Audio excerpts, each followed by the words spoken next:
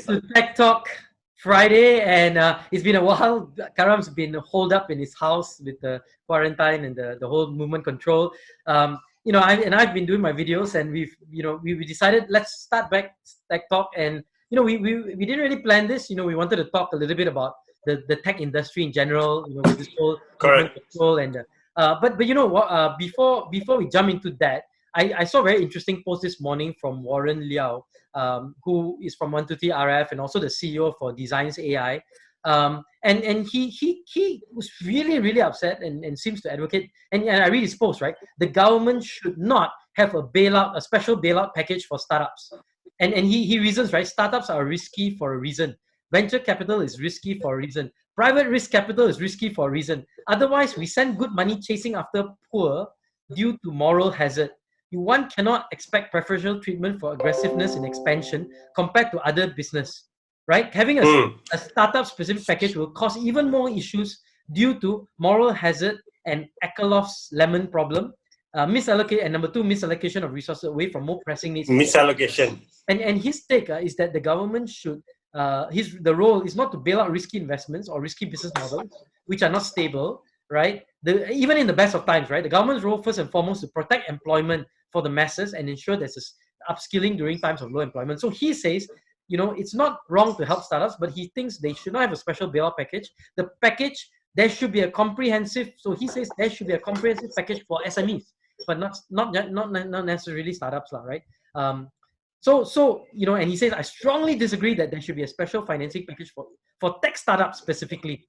It should be all SMEs based on merit. We need to focus on the highest multiplier effect. Now, that's his post today on LinkedIn. And then he follows up with a post on another. And I made some comments on his post early this morning. And I thought it was interesting. I mean, it sets the government is doing some bailout finally, right? After like weeks, right? The SMEs got some relief, right? Small minor. Yeah. But where do you see this whole tech industry moving? I know it's been good for some, the gaming guys and a couple others. Totally. But it's been also bad. I'm talking about my own perspective, the digital deployment, the systems, right? Like my guys, right? When we deploy systems and we put, a lot of system deployment, which we agreed on, it's been postponed, not necessarily cancelled, but it's been postponed. But there's some new opportunity. A lot of companies making big investments in like learning management systems and LXPs, where they're going to spend millions of dollars. They say, hey, we don't need this big stuff. Let's go to Nicole, for example. So we've been benefiting in the sense that people are now exploring us because we are much more cheaper Asian local alternative with the same features and the same capability. So it's pros and cons. But what are you seeing, Karam, from the tech scene? Hold up in your house and reading all this stuff that you're doing. Actually, no. So as journalists, you can actually. I've already been working from home since we launched DNA in 2012, right? So not much difference except that normally about 10% of your time or 15% is spent outside, right? So now my weekly 3 or 4 random meetings, I like to just have random data race with people, right? Just catch up what's going on. So that now you can actually do it online, but I haven't really instigated that, like, hey, let's do it online. So you do get a psychological feeling, so I'm speaking still, and here is somebody like me complaining. I can go into the garden and walk around and all that. I can actually do a ridiculous half an hour walk in my house, up and down very fast. I do that too. If you're living in a terrace house where you got no room or even worse, right? So shouldn't complain. But the point is, any entrepreneur out there, let's get back to this, right? The essence of entrepreneurship is being positive where everybody is negative, right? Otherwise, you won't be an entrepreneur. Right? So you got to look at the positives in this and make the best of it. And if the best of it is that your current venture is not good enough and you fail, so be it, right? You fail, and if you got the entrepreneurial drive in you, you will look for something else to do, or you may go and join somebody or something, because everybody's looking for good talent. That won't change for sure, correct? Do you agree with me, Roshan? No, in fact, just yesterday I was on the TV. I was an interview with Star TV, and we were talking about. They asked me this question, so I said, "Look, it's very interesting. I think on the leadership perspective, the most important thing is clarity, right? We need to help our employees understand what is the one thing that we have to do, and we have to do it really well, right? Now, and the thing, it boils down to getting revenue, lah, right? It's boiled down to how do we Yeah. our shop alive, lah, right? Essentially. And Yes. one of the things that's interesting is that for me, I asked this question to my team, because I basically said there's tier 1, tier 2, tier 3, tier 4 work, different levels of work. We need to focus on tier 1 work, which is the Tier must one. to keep our boat not sinking. Tier 2, nice, tier 2 is like important, strategic, long-term work.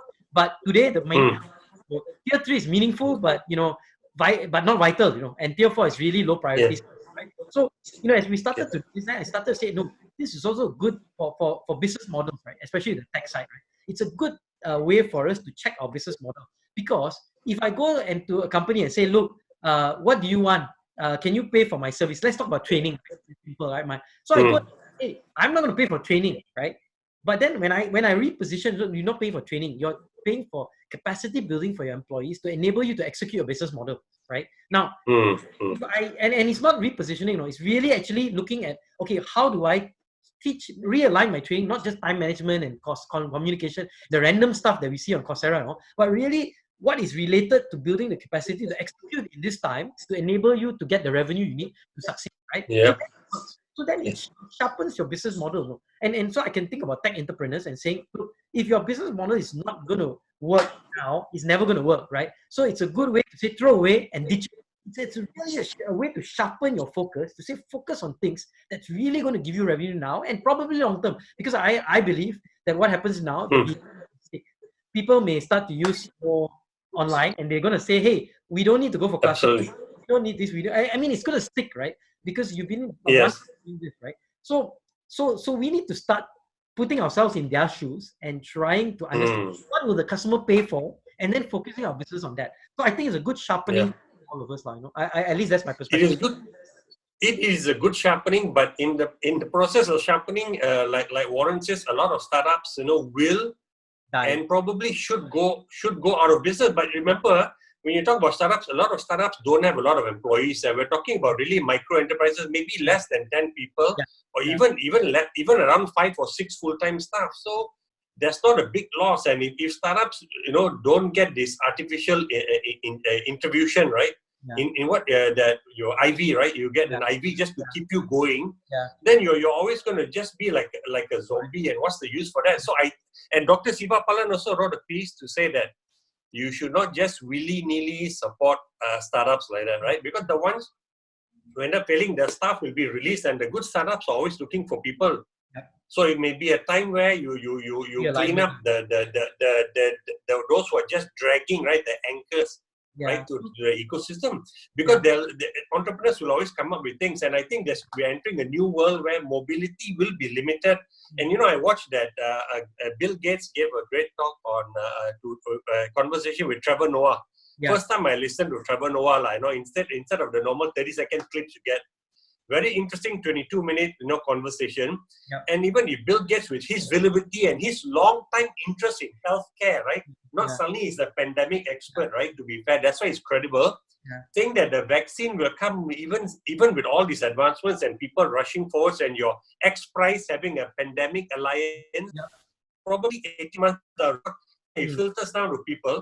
That's when you feel safe to go back to maybe life closer to normal. But in the meantime,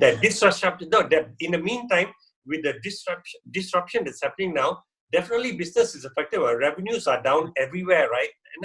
And startups already have very little revenue, a lot of them, and you're struggling for the next month someone to make you a small payment. That's not going to happen now. I think government coming in is I agree, Warren and Dr. Siva Palan, the ones who before that were already showing that they had no revenue. Maybe you look at the last 6 months revenue, right? Look at people's accounts last 6 months. Hey, you are hardly struggling there. No, we can't come and give you this and that, right? And so, we'd love to hear discussions, and I mean, maybe, in the comments below, we can have a good, robust discussions, and we'll loop Warren into this discussion also and see how it goes. So, I want to keep it short and quick. So that's our first Tech Talk back today. And so catch up with you soon. Here's from Karam and me, Tech Talk. See you soon.